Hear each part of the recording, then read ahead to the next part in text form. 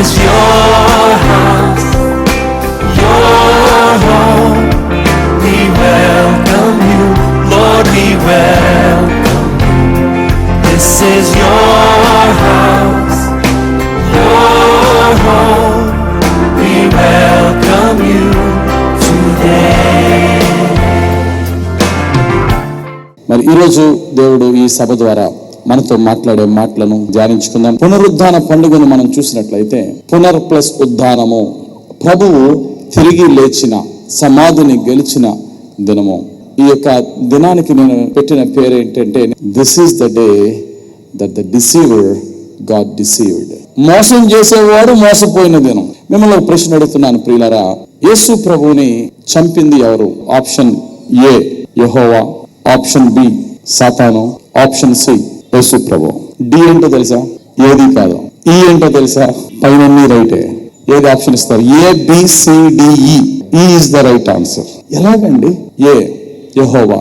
ఆయన్ని చంపడమే దేవుని యొక్క ఉద్దేశం. ఆయన నలగొట్టుట ఆయన చిత్తమై ఉన్నది.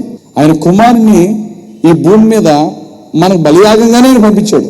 కాబట్టి యేసు ప్రభుని చంపింది ఎవరు? యెహోవా. బి ఏంటి? సాతాను. సాతానే కదా యేసు ప్రభుని చంపింది. యెహోవా ఎందుకు చంపాడు?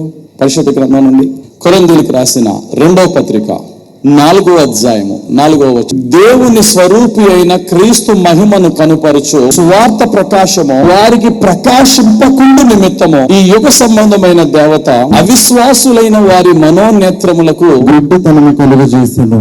యేసు ప్రభుని చంపింది ఎవరు? అవిశ్వాసులు. యూదుల్లోనే అవిశ్వాసులు. యేసు ప్రభుని సిలువ వేయాలి అంటే వారు సువార్తను అంగీకరించకూడదు. వారు సువార్తను అంగీకరించకుండా ఉండాలి అంటే వారి మనోనేత్రాలకి గుడ్డితనం కలుగు చేయాల. వారి మనోనేత్రాలకి గుడ్డితనం కలుగు చేసింది ఎవరు? ఈ యుగ సంబంధమైన దేవత. ఈ యుగ సంబంధమైన దేవత ఎవరు? సాతానుడు. కాబట్టి యేసు ప్రభువుని చంపించడానికి కారకులు ఎవరయ్యారు? సాతాను అయ్యాడు. సాతాను కనుక ఆ పని చేయకపోతే అసలు ఏ సినిమాలు సిలివేయరట. చదవండి ఈసారి కొరింథీయులకు రాసిన 1వ పత్రిక 2వ అధ్యాయము 8వ వచనం. అది లోకాధికారుల్లో ఎవరికి తెలియదు, అది వారికి తెలిసి ఉండిన ఎడల మహిమ స్వరూపియగు ప్రభువును సిలువ వేయకపోయిందురు. అసలు వాళ్ళకి తెలియకుండా సాతానుడు వారికి గుడ్డితనం కలుగు చేశాడు కాబట్టి సిలువ వేశారండి. లేకపోతే అలా సిలువ వేయరండి. ఆప్షన్ ఏ ప్రకారం యెహోవా యేసు ప్రభుని నలగొట్టి చంపడం ఆయన చిత్తం. బి వచ్చి సాతానుడు వారికి గుడ్డితనం కలుగు చేసి చంపించాడు. సి వచ్చి యేసు ప్రభు ఏమన్నాడు? Nobody can take my life. నా ప్రాణాన్ని మీరెవ్వరు తీయలేరు. నా ప్రాణాన్ని నేనే ఇస్తున్నా. ఇచ్చుటకును తీసుకొనుటకును నాకు అధికారము కలదు అని యోహాను సువార్త 10వ అధ్యాయం 18వ వచనంలో చెప్పాడు. అందుకనే తండ్రి నీ చేతికి నా ఆత్మను అప్పగిస్తున్నాను. ఇప్పుడు యేసు ప్రభుని చంపింది ఎవరు? యెహోవా కరెక్టే, సాతానుడు కరెక్టే, ఆయనకి ఆయనే తన ప్రాణాన్ని ఇచ్చాడు. యేసు ప్రభు కరెక్టే. కాబట్టి ఇప్పుడు ఆప్షన్ ఏంటి? Right is the right answer. ఎందుకంటే అన్నీ. కానీ విచిత్రం ఏంటంటే ఈ రహస్యం సాతానుగా అడిగి తెలియక యేసు ప్రభుని నేనే చంపాను, ఐఎమ్ ద విక్టోరియస్ పర్సన్, నేను జయించేశాను, యెహోవా దేవుడిని యేసు ప్రభుని ఎవరు అడ్డొచ్చినా సరే కేర్ చేయకుండా చంపేశాను అని చెప్పి వాడు పండగ చేసుకున్నాడు గుడ్ ఫ్రైడే రోజు. ఫ్రైడే అండ్ సాటర్డే సాతానుడు వాని యొక్క మాటలు విని యేసుని చంపిన అన్న, కయప్ప, ప్రధాన యాజకులు ఆనందించారు, గంతులేశారు. వీఆర్ ద విక్టర్స్ అనుకున్నారు. కానీ ఆదివారము తెల్లవారుజామున దేవుని ప్రకాశముతో దేవుని దూత సమాధి యొద్దకు వచ్చినప్పుడు సమాధి రాయి దొర్లింపబడి దేవుడు పునరుద్ధానుడే బయటకు వచ్చిన తర్వాత ఆజానబాహులైనటువంటి రోమా సైనికులు చచ్చిన కుక్కల్లా కింద పడ్డారు. ఆ యొక్క సీన్ మొత్తం వారి కల్లారా చూసిన వారు పరిగెట్టుకుంటూ వెళ్ళి అన్న, కయప్పల దగ్గరికి వెళ్ళి చెప్తే, అరే మనం విక్టర్స్ అనుకున్నాం రా, మనం విక్టిమ్స్ అయిపోయాం. ముందు ఉన్న వధ కన్నా తర్వాత వచ్చిన వధ బహుభయంకరం. ముందు కొంతమందినే తిప్పుకున్నాడు, ఇప్పుడు ఆయన చెప్పినట్టు సమాధి ఖాళీ అయిందంటే ప్రపంచం ఆయన వైపు తిరిగిపోతారా అని చెప్పి సాతానుడు గుండెలు బాదుకున్నాడు. అన్న, కయప్పల గుండెలు బాదుకున్నారు. మోసపోయాం అని చెప్పి తల బాదుకున్నారు. అందుకనే నేను అన్నాను, this is the day the deceiver got deceived. మోసం చేసేవాడే మోసపోయిన రోజు ఈరోజు. ప్రియమైన దేవుని బిడ్డలారా, ఈరోజు నేను చెప్పే మాట ఏంటంటే, మన శత్రువులు అది సాతానుడు అవ్వచ్చు, సాతాను చేత ప్రేరేపింపబడిన అనేక మంది మన మనుషులు అవ్వచ్చు. నా జీవితంలో కొన్ని కష్టాలు కలుగు చేసి ఆడికి చుక్కలు చూపిస్తున్నానని చెప్పి సంబరాలు చేసుకునే మన శత్రువులను చూస్తున్నప్పుడు ప్రభు ఏమంటున్నాడు తెలుసా? ప్రభువు నా ప్రభువుతో సెలవిచ్చిన వాక్కు, నేను నీ శత్రువులను నీ పాదములకు పీఠముగా చేయి వరకు నా కుడి పార్శ్వమున కూర్చుండము. మన భాషలో మాట్లాడుకోవాలంటే, అరే నువ్వు కూర్చోరా నేను చూసుకుంటానంటే అర్థం ఏంటి? రిమైనింగ్ గేమ్ నేను ఆడతా, నువ్వు కూర్చొని చూడంతే. బైబిల్ భాషలో చెప్పుకోవాలంటే కీర్తన గ్రంథము 46వ కీర్తన 10వ వచనం, ఊరుకుండు నేనే దేవుడినని తెలిసి. ఊరుకున్నప్పుడే నేను దేవుడిని నువ్వు తెలుసుకుంటావు. నేను చాలా చేయగలను అనుకున్నంతకాలం నా గుడితాలు నువ్వు తెలుసుకోలేవు. నువ్వు కాస్త ఊరుకొని కూర్చుంటే నేను యాక్టివ్ అవుతాను. నువ్వే యాక్టివ్ అయిపోతే నేనేం చేయగలను? ఈరోజు దేవుడు చెప్తున్న మాట అదే. పునరుద్ధానం సందర్భంగా నీతో నాతో, నీవు నేను మన యొక్క ఎనిమీస్తో, మనల్ని బాధపరిచేవారు, మన ఇంటి పక్కనోడా లేకపోతే మన రక్త సంబంధ, మన ఒంటిలో ఉన్న రోగము మన ఎనిమియే, మనకున్న ఫైనాన్షియల్ క్రైసిస్, మనకున్న ఫిజికల్ పెయిన్ అండ్ సఫరింగ్, మనకున్న డిస్ప్యూట్స్, మనకున్న ఆత్మ సంబంధమైన యుద్ధం, పాపంతో పోరాటం, ఇవన్నీ ఎనిమియే. దేనితో నువ్వు పోరాడుతున్నావో ఆయా పోరాటంలో ప్రభు అంటున్నాడు, be still and know that I am God. నేనున్నాను, చూసుకో. నువ్వు ఇప్పటి వరకు పోరాడావు కదా, నీ నీతిని నిలుపుకున్నావు కదా, నీ యథార్థతను నిలుపుకున్నావు కదా, నాకు వదలవయ్యా, నేను చూసుకుంటాను. అందుకనే విలాప వాక్యములు 3వ అధ్యాయం 26వ వచనములో, నరులు ఆశ కలిగి యెహోవా అనుగ్రహించు రక్షణ కొరకు ఓపికతో కనిపెట్టుట మంచిది. దేవునికి స్తోత్రం కలుగును గాక. మనకి కనిపెట్టడం, వెయిట్ చేయడం చాలా కష్టం. ఏదో ఒకటి చేసేలా దేవుడు అంటున్నాడు, ఈ పునరుద్ధాన దినంలో రెస్ట్ తీసుకో, బీ క్వైట్. 127వ కీర్తన 2వ వచనం, తన ప్రియులు నిద్రించుచుండగా ఆయన వారికి ఇచ్చుచున్నాడు. అంటే ఏంటట? నువ్వెంతో ప్రయాసపడుతున్నావు కరెక్టే, ఎంతో కష్టార్జితంతో నువ్వు జీవిస్తున్నావు కరెక్టే, కానీ నీకు తెలియదు ఏంటంటే నువ్వు పడుకున్న తర్వాత, అంటే ఇక్కడ అర్థం ఏంటంటే నీవు కామ్గా ఉన్నప్పుడు నేను కార్యాలు చేస్తాను. యేసు ప్రభు గుడ్ ఫ్రైడే రోజుని చంపబడిన తర్వాత, ఆయన విశ్రాంతిలోకి వెళ్ళిన తర్వాత దేవుడు అద్భుతమైనటువంటి ఆయన పరిచర్య జరిపించాడు. సాతాను కోరలు విరగొట్టాడు. సాతాను శక్తులలో నుండి యేసు ప్రభుని బయటికి తీసుకొచ్చాడు. యేసు ప్రభుని అత్యున్నతమైన మహిమ కల ఉన్నతమైన స్థితికి దేవుడు హెచ్చించాడు. ప్రియులారా, దేవుడు అంటున్నాడు, రోమిలికి రాసిన పత్రిక 12:19, పగ తీర్చుట నా పని, మీకు మీరే పగ తీర్చుకొనుక ఆయనకు చోటు ఇవ్వండి అని దేవుడు ఈరోజు చెప్తున్నాడు. ఈరోజు నీ జీవితంలో, నా జీవితంలో నీ శత్రువు నిన్ను చూసి ఆనందిస్తున్నాడా? నీ పని అయిపోయిందని. యోసేపు అన్నయ్యలో యోసేపుని చూసి ఏమన్నారా? ఆడు ఫినిష్ అయిపోయాడు రా. సాతాను గాడు యేసు ప్రభు సమాప్తం అయిందంటే ఆడికి ఏమనబడుతుంది? ఇట్ ఈస్ ఫినిష్డ్ అంటున్నాడు యేసయ్య. ఐ ఆమ్ ఫినిష్డ్ లాగా వాడికి కనబడిందేమో. యేసయ్య అన్నాడు సమాప్తమైంది అన్నాడు, కానీ సమాప్తం అయిపోయాను అనలేదు. అక్కడ యోసేపుని ఇష్టం వచ్చినట్టు కొట్టి గోతులో పాడేసి మరలా లేపి బానిసగా అమ్మేసి ఆడి ఇంక అడ్రస్ లేకుండా పోయాడురా, వాడు ఫినిష్ అయిపోయాడురా అని అనుకున్నారు యోసేపు యొక్క అన్నయ్యలో. కానీ వారికి తెలిసిన సత్యం ఏంటంటే ఆఫ్టర్ 13 years వాడు కాదు ఫినిష్ అయ్యింది, ఇప్పుడు మనం ఫినిష్ అయిపోయాం అనుకున్నారు. యోసేపు ముందు నిలబడి గడగడ వణికారు, భయపడ్డారు. అయిపోయావురా, మన బ్రతుకు అయిపోయిందిరా. నీ జీవితంలో విపరీతమైనటువంటి శత్రువులతో అవమానం ఎదుర్కోవచ్చు, కానీ దేవుడు చెప్తున్నాడు, ఊరుకున్న గమ్మున ఉండు, సమాధానంగా ఉండు, ఓపికతో ఉండు, సాత్వికంతో కనిపెట్టు, నేను చేసే కార్యాన్ని నువ్వు చూడు. హామాన్ అనుకున్నాడు, రాజుగారు రోజు రోజుకి మన కుర్చీకి, మన పవర్కి వాల్యూ పెంచేస్తూ ఉన్నాడు, ఇంకా మొర్దెకై గారిని మామూలుగా చంపకూడదు, అందరికన్నా భయంకరమైన చావు, ఎత్తైన కొయ్య తయారు చేసి అందరికీ కనబడేలాగా. ఈ విషయం అంతా మొర్దెకైకి తెలిసిందా? తెలిసింది. మొర్దెకై కూడా వాడు అలాగా మనం వెనకాతల నుంచి ఏదో బాణం వేసేద్దాం, కత్తించుకు పొడిచేద్దాం, లేకపోతే మనం ఇంకా పెద్ద ఊరికోయి తయారు చేద్దాం అని చెప్పి మొర్దెకై ఏమీ చేయలేదు. మొర్దెకై ఏం చేశాడు? ఉపవాసముతో మౌనముగా ఉండి యెహోవా రక్షణ కొరకు కనిపెట్టాడు. నా జీవితంలో దేవుని పరిశుద్ధ పునరుద్ధాన కార్యం జరగాలి అంటే నువ్వు చేయవలసినవి చేసావు, ఓకే. మౌనముగా ఉండి ప్రభు కొరకు కనిపెట్టావు. ప్రభువా సహాయం చేయి. నీ శత్రువు నీకు ఏ రోజైతే స్పాట్ పెట్టాడో కంగారు పడద్దు. నీ విశ్వాసమునకు కర్తయు దాన్ని కొనసాగించు వాని వైపు చూడు. అదే రోజు అదే స్పాట్ నెరవేరుతుంది, కానీ నీకు కాదు. ఎవరైతే నీకు గొయ్యి తీసారో వాడిని దేవుడు పడేస్తాడు.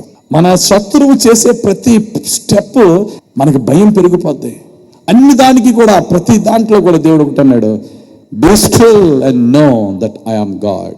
గమనించండి, అన్నా కయప్పలు పిలాతు దగ్గరికి వెళ్ళి యేసు ప్రభు చనిపోయిన తర్వాత, సమాధి చేసేసిన తర్వాత, అయ్యా పిలాతు, ఈ వ్యక్తి చచ్చిపోకముందు ఒక మాట చెప్పాడు, నేను 3వ రోజు లేచిపోతానని. ఆ 3వ రోజుని ఇలా శిష్యులు వచ్చి సమాధిని ఖాళీ చేసేసారు అనుకో, మా ప్రభు లేచిపోయాడని అదొక రాంగ్ సువార్త ప్రకటిస్తారు వీళ్ళు.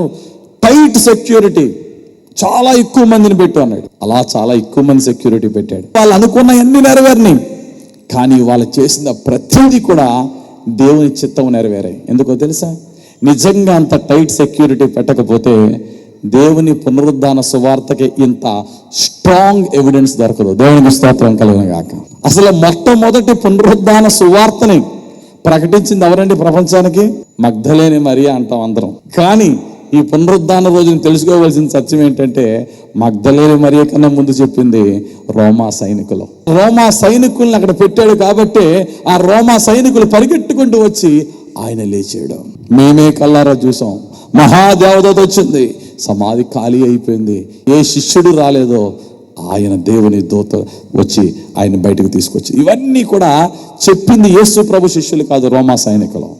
అయితే నేనంటాను ప్రియులారా, ఆ యొక్క ప్రధాన యాజకులు డబ్బులు ఇచ్చి వారి నోర్లు మూయించగలరు, కానీ వ్యక్తిగతంగా వారి హృదయంలో వారు తెలుసుకున్న సత్యాన్ని మాత్రం మార్చగలరా? మార్చలేరుగా. వాళ్ళ పెట్టిన సెక్యూరిటీ యేసు ప్రభుకి మంచిదయ్యింది. ఎందుకంటే సువార్థికులు సంఖ్య పెరిగింది, వీళ్ళే సువార్థికులుగా మారారు. నేను అదే అంటా, నీ శత్రువులు నీ మీద ఏమైతే ప్లాన్ చేస్తున్నాడో ప్రతి ప్లాన్ గురించి నువ్వు తల్లడిల్లిపోతున్నావేమో, కానీ దేవుడు ఏం చేస్తాడు తెలుసా? నా జీవితంలో దేవుని పునరుద్ధాన కార్యం మన జీవితంలో జరగాలంటే మన శత్రువు యొక్క సక్సెస్లు, మన శత్రువు యొక్క ఫెయిల్యూర్స్లు అన్నీ కూడా దేవుడు మనకి సక్సెస్గా మార్చేస్తాడు. రాజు దగ్గర ఫేవర్ పొందుకుంటున్నాడు అంటే హామాను, అబ్బో ఎంత గొప్ప సక్సెస్. రాణి గారు ఆయన ఒక్కడనే ఇన్వైట్ చేసిందంటే డిన్నర్కి, అబ్బో ఇదెంత. ఇవన్నీ గొప్ప సక్సెస్లే, కానీ చివరికి తేలింది ఈ ఎంత పెద్ద ఫెయిల్యూర్ అని. నువ్వు అనుకుంటున్నావు నా శత్రువు సక్సెస్ అయిపోతున్నాడు కృంగిపోతున్నావు.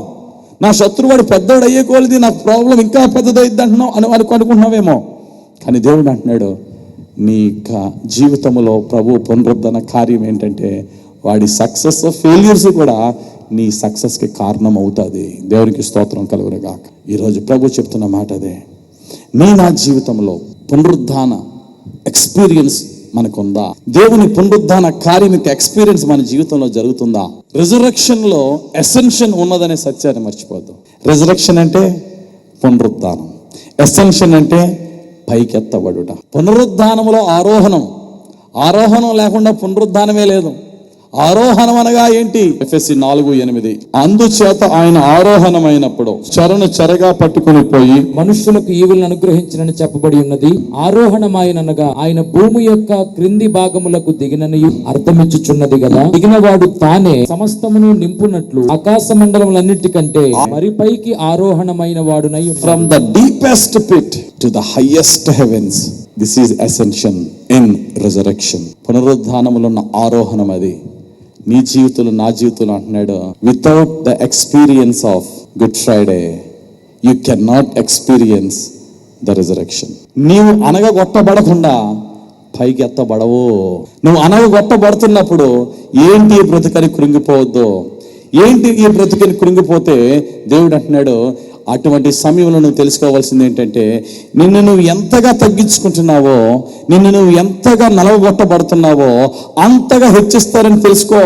అందుకనే ఫిలిప్పీయులకు రాసిన పత్రిక 2వ అధ్యాయం 8వ వచనంలో మరణము పొందినంతగా విధేయత చూపిన వాడై తన్ను తాను తగ్గించుకొనెను. అందుచేతను పరలోకమందున్న వారిలో గాని భూమి మీద ఉన్న వారిలో గాని భూమి క్రింద ఉన్న వారిలో గాని ప్రతివాని మోకాలును యేసు నామమున వంగునట్లును ప్రతివాని నాలుకయు తండ్రి అయిన దేవుని మహిమార్థమై యేసు క్రీస్తు ప్రభువని ఒప్పుకొనున్నట్లును దేవుడు ఆయనను అధికముగా హెచ్చించి ప్రతి నామమునకు పైనామమును ఆయనను అనుగ్రహించును. అన్నిటికన్నా గొప్పగా హెచ్చించడానికి కారణం ఏంటి? తన్ను తాను తగ్గించుకొనను గనుక, తన్ను తాను రిక్తునిగా చేసుకున్నాను కనుక. మన భాషలో మాట్లాడుకోవాలంటే నువ్వు వెళ్ళి చనిపో నేను చూసుకుంటానన్నాడు. ఎవరితో? పరమ తండ్రి యేసు ప్రభుతో. ఈ ప్రజల కొరకు నువ్వు చంపబడ్డం అవసరం. కుమారుడా నీ వెళ్ళి బలి అవ్వు, నేనున్నాను, తర్వాత సంగతి నేను చూసుకుంటాను. ఈరోజు ప్రభు నీతో నాతో కూడా అదే మాట అంటున్నాడు. నీ జీవితంలో నీ శత్రువు విషయంలో కానీ, నువ్వు ఎదురవుతున్న శోధన విషయంలో కానీ, నువ్వు ఎంతగా తగ్గించుకుంటావో తగ్గించుకో, నువ్వు ఎంత క్రిందకి అనగదొక్కబడతావో ఓకే, ఆ గుడ్ ఫ్రైడే ఎక్స్పీరియన్స్ నువ్వు పొందు. ఆ తర్వాత మహిమకరమైన రిజరెక్షన్ ఎక్స్పీరియన్స్ నేను నీకు ఇస్తానని దేవుడు చెప్తున్నాడు. అందుకు నేను ఇక్కడ రాశాను, అపోస్తలుల కార్యాలు 2వ అధ్యాయం 24వ వచనం, మరణము ఆయనను బంధించి ఉంచుట అసాధ్యము. ఇక్కడ తెలుసుకోవాల్సిన మాట ఏంటంటే బంధించి ఉంచుట. నువ్వు ఏ క్రింద కంటే వెళ్ళిపోయావో ఓకే వెళ్ళిపోయావు, కానీ గుడ్ న్యూస్ ఏంటో తెలుసా, వాడు నిన్ను అక్కడ వరకు లాక్కి వెళ్ళొచ్చేమో, కానీ అక్కడ నిన్ను పట్టుకొని కదలకుండా ఉంచడం వాడి వల్ల కాదు. ఒకసారి నువ్వు గడాంధకారపు లోయ అనే ఎక్స్పీరియన్స్ పొందొచ్చేమో, కానీ ఒకసారి నువ్వు అవమానం అనే స్థితిలోనికి నువ్వు దిగజారొచ్చేమో, కానీ అదే స్థితిలో నిన్ను వాడు పట్టుకొని ఉంచలేడు.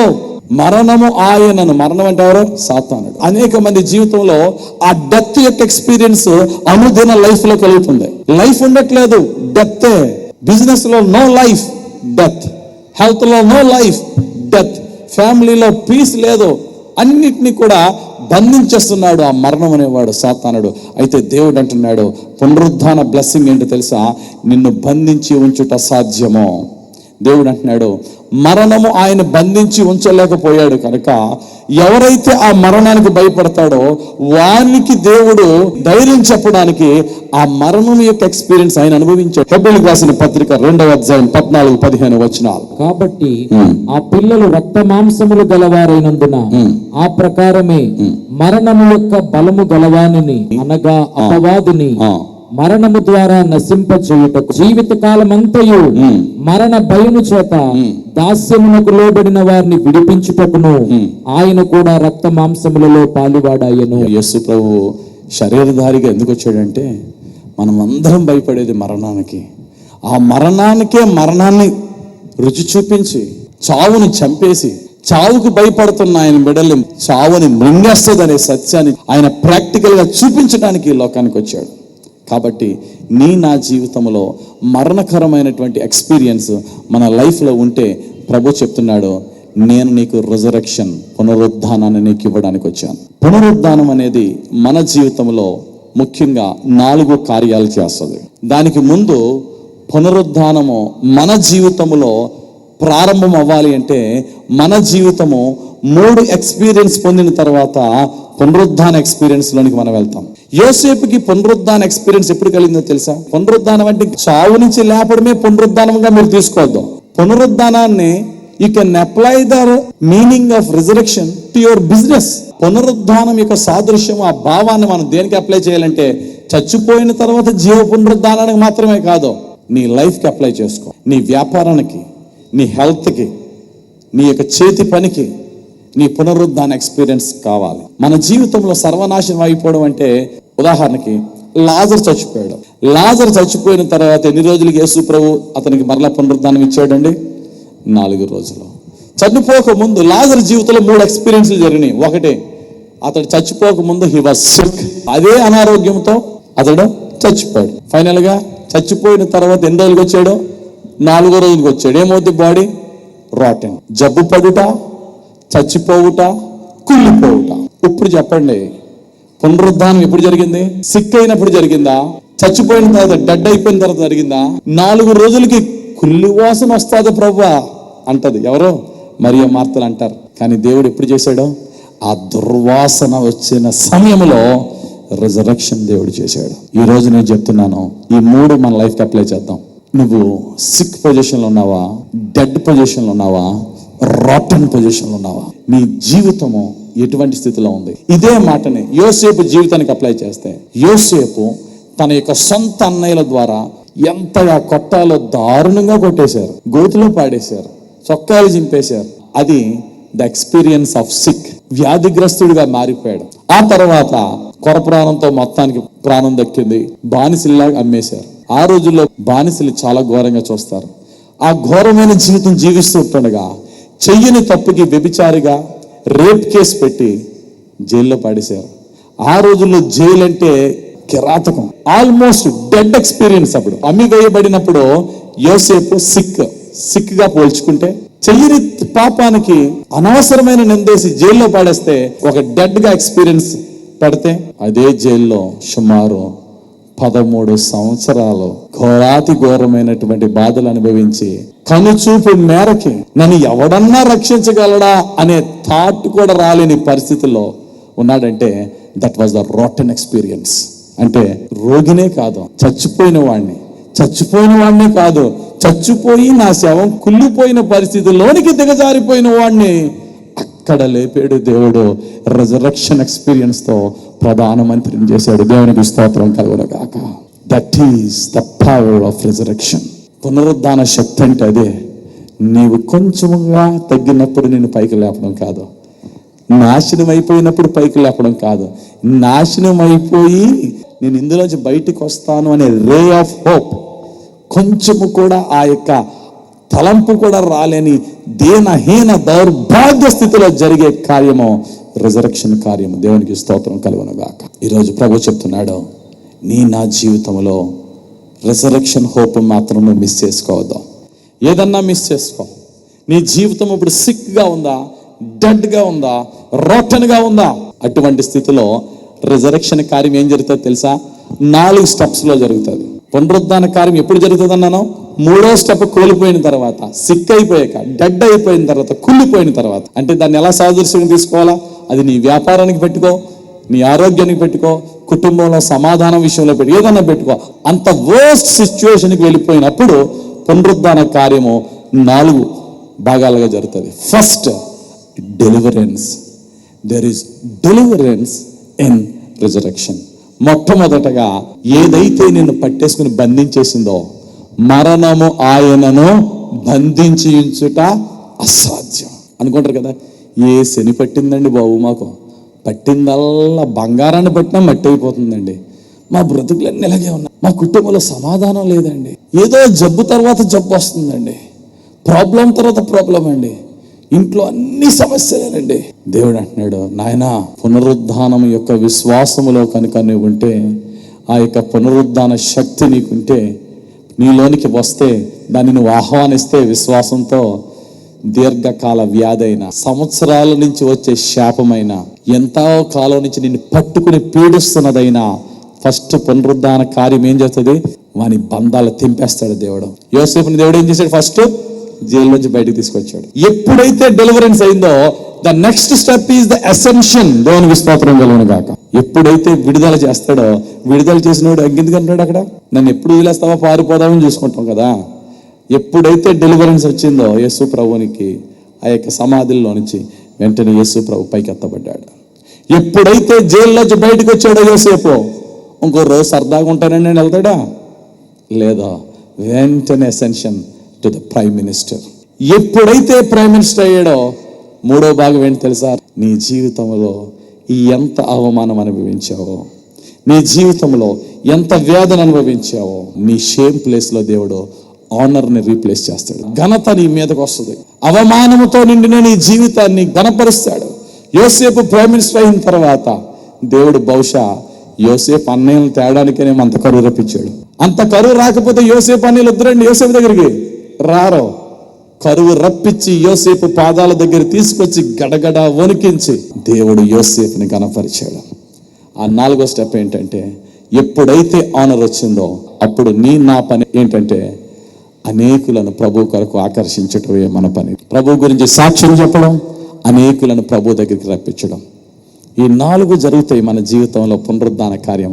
మొట్టమొదటిగా నువ్వు ఎందులో ఏ బంధాల్లో అయితే బంధింపబడ్డావో అందులోంచి విడుదల.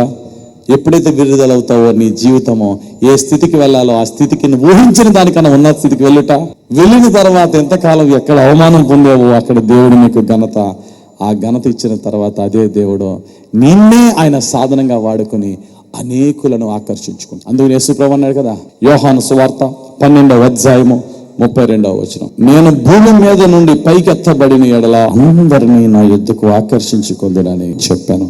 ఈరోజు దేవుడు పునరుద్ధాన విశ్వాసం ఇచ్చాడు. పేతురు రాసిన మొదటి పత్రిక 1వ అధ్యాయం 3వ వచనంలో, మన ప్రభువుకు యేసుక్రీస్తు తండ్రి అయిన దేవుడు స్తుతింపబడును గాక. మృతులలో నుండి యేసుక్రీస్తు తిరిగి లేచుట వలన జీవముతో కూడిన నిరీక్షణ మనకు కలుగునట్లు.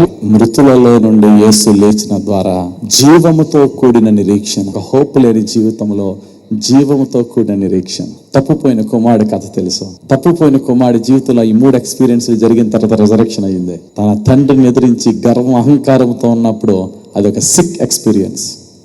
ఇంటిని విడిచిపెట్టినప్పుడు డెడ్ ఎక్స్పీరియన్స్. కనీసం పందులు కేసేది కూడా వానికి దొరకనప్పుడు that was the rotten experience. ఆ సమయంలో దేవుడు తప్పిపోయిన కుమారుడికి ఏమిచ్చాడు? అగైన్ పునరుద్ధానం ఇచ్చాడు, లేపాడు పైకి, డెలివరెన్స్ ఇచ్చాడు. ఎటువంటి డెలివరెన్స్? తన హృదయము తన మోసము చేయలేని విధముగా వాడు పశ్చాత్తాపడ్డాడు. నా తండ్రి దగ్గరికి వెళ్ళిపోవాలి అనే హృదయం కలిగించాడు దేవుడు. ఆ డెలివరెన్స్ వచ్చింది. ప్రైడ్ ప్లేస్ లో రిపెంటెన్స్ వచ్చింది. వెంటనే తండ్రి దగ్గరికి వెళ్ళాడు. తండ్రి ఏం చేశాడు? గేట్ మీద ఉద్యోగం లేదు, మరలా పైకి లేపాడు, కుమారుని స్థితిని ఇచ్చాడు. దేవునికి స్తోత్రం కలుగును గాక. ఆనర్ వచ్చింది, ఘనత వచ్చింది. ఆ యొక్క వ్యక్తి ద్వారా ఈ రోజుని దేవుడు అనేక మంది తప్పిపోయిన కుమారులను ఆయన దగ్గర తీసుకురమ్మంటున్నాడు దేవుడు. ఈ రోజు నీ జీవితంలో, నా జీవితంలో ప్రియులారా, మన జీవితము పాడైపోయి కింద పడిన దగ్గర నుంచి మనం లేపేంత వరకు కూడా ప్రభు మనల్ని చూసుకుని ఊరుకునే దేవుడు కాదు. దేవుడు అంటున్నాడు, రోమిలికి రాసిన పత్రిక 10వ అధ్యాయం 9వ వచనం, యేసు ప్రభువు అని నీ నోటితో ఒప్పుకొని దేవుడు మృతులలో నుండి ఆయనను లేపెనని నీ హృదయమందు విశ్వసించిన ఎడల నీవు రక్షింపబడదు. That is the greatness of resurrection. దేవుడు ఆయనను మృతులలో నుండి లేపాడు అని నువ్వు విశ్వసిస్తే చాలు, నువ్వు రక్షింపబడతావు. నువ్వు రక్షింపబడితే చాలు, దేవుని పునరుద్ధాన శక్తి నీలో పని చేస్తుంది. ఆయన పునరుద్ధాన శక్తి నీలో పని చేసినప్పుడు నువ్వు సిక్ అయితే you will become healthy. Your dead life became the living. Dead ఏమవుతారు? లైఫ్ ని రిసీవ్ చేసుకుంటారు. చివరిగా your rotten life receive the honour. ప్రియమైన దేవుని సంగమా, ప్రభుని అడుగుదాం, నాయన ఈ పునరుద్ధాన దినములో నీ సేవకుని ద్వారా మాట్లాడిన మాటల్లో నేను తెలుసుకున్నది ఏంటంటే, నేను కూడా ఒక్కసారి నా లైఫ్ని చూసుకుంటున్నా. సిక్ ప్లేస్లో ఉన్నానా, డెడ్ ప్లేస్లో ఉన్నానా, రాటన్ ప్లేస్లో ఉన్నానా? కానీ దేవుడు అంటున్నాడు, నాయన అటువంటి స్థితిలోనికి వాడికే నేను రిజరెక్షన్ ఇచ్చి నిన్ను పైకి లేపానే, నిన్ను ఎందుకు లేపకుండా ఉంటానన్నా. నా పునరుద్ధానం అందు నువ్వు విశ్వసించు చాలు, నేను పైకి లేపుతాను. నీ జీవితాన్ని నాకు అప్పగించి నేను దేవుడని నీవు మౌనముగా ఉండి నువ్వు చూడు, నేను కార్యము చేసి నీ అవమానమును ఘనతగా మారుస్తాను.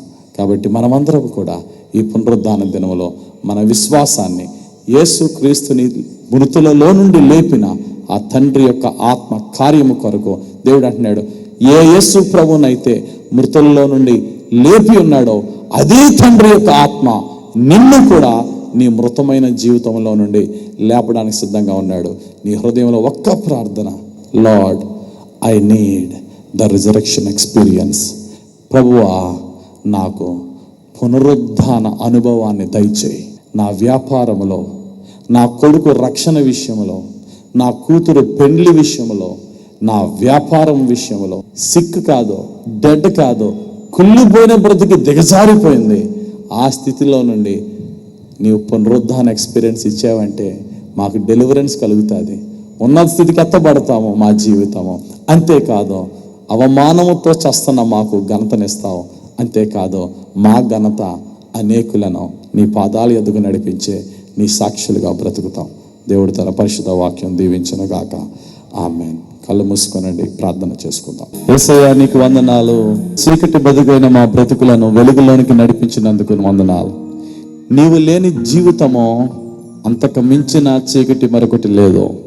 మా జీవితంలో నీవు ఉన్నావు కనుక సాతానుడు కలుగు చేసే చీకటి శక్తులు, చీకటికరమైన పరిస్థితులు ఎదురైనా అయ్యా, మా చీకటిని కూడా మధ్యాహ్నం వెలుగుగా మార్చేస్తున్నందుకు నీకు స్తోత్రాలు. నీ రక్షణని వెలుగును కలిగిన మేము ఈరోజు నీ పునరుద్ధాన శక్తిని పొందుకొని మా జీవితంలో గొప్ప డెలివరెన్స్, గొప్ప విడుదల, గొప్పగా మేము హెచ్చింపబడి గొప్పగా నీ నామమును మహిమపరుచుకుని నీ ఘనతను పొందుకుని ఆ ఘనతకి కారకుడు నీవే అని మహిమపరుచుకుని అనేకులను నీ పాదాల ఎద్దుకు తీసుకొచ్చే గొప్ప సాక్ష్యమును ముందుగా మా జీవితాలకు దయచేసి మమ్మను చూస్తే చాలు నాయన, మా గురించి వింటే చాలు ప్రభువా, నీ వెనకాతల నిజమైన దేవుడు ఉన్నాడని అన్యజనులు సాక్ష్యము చెప్పి నీ దగ్గరికి వచ్చే సాక్షార్థమైన లివింగ్ టెస్టిమోనీస్గా, సజీవ సాక్ష్యాలుగా మమ్మలను, మా కుటుంబాలను, మా ఇంటిల్లపాది సమస్తాన్ని దీవించమని యేసు నామములో ప్రార్థించి మీ పునరుద్ధాన శక్తికి మమ్మల్ని అప్పగించుకొని వేడుకొనిచున్నాము మా పరమ తండ్రి. ఆమేన్. God bless you. దేవునికి స్తోత్రం.